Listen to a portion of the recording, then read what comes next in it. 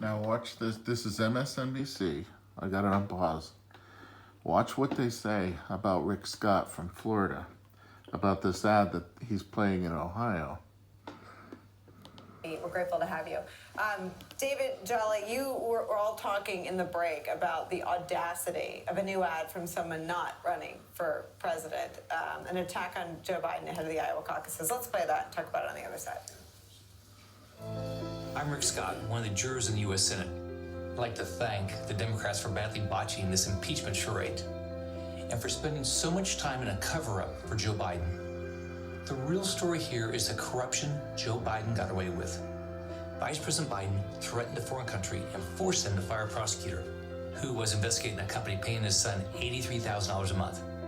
Biden got away with it, and his son got paid. I'm Rick Scott, and I approve this message. Unbelievable. Who's that? So it reminds me of something I often reflect on when you see behavior like that. Claire knows this. When you get elected to office, they give you the title, the Honorable, for no other reason than you got one more vote than the person you were running against. I think the title should be earned, not given to you because you got one more vote than the other person. There's no honor in Rick Scott in that moment. He is a juror in a trial right now, representing 20 million people in the nation's third largest state.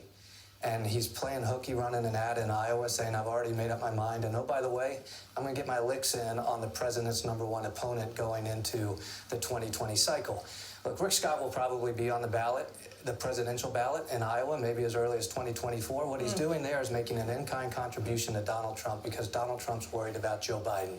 And Rick Scott's saying to his friend Donald Trump, let me go spend $20 or $30 million in Iowa 4 days ahead of the Iowa caucus to try to damage Joe Biden. It was an awful moment from Rick Scott, and I would say if he's on the ballot in Iowa in 2024, he may or may not be successful. He's going to be on the ballot again in Florida, and he deserves competition. I don't know, David. It may be an FEC violation. I mean, think about that. He does not stand for election in Iowa. Right. Yeah. It's paid for by his Senate campaign for a seat where he is declared legally to run in Florida. He has not declared for the presidency. If we had an FEC that was working, it is an in-kind contribution to the president, and you're limited by the amount of in-kind contribution you can give. Technically, if it is for the president's benefit for this November against Joe Biden, he has violated the FEC laws, and somebody better get busy. I'm sure Crew or one of those organizations is already on it.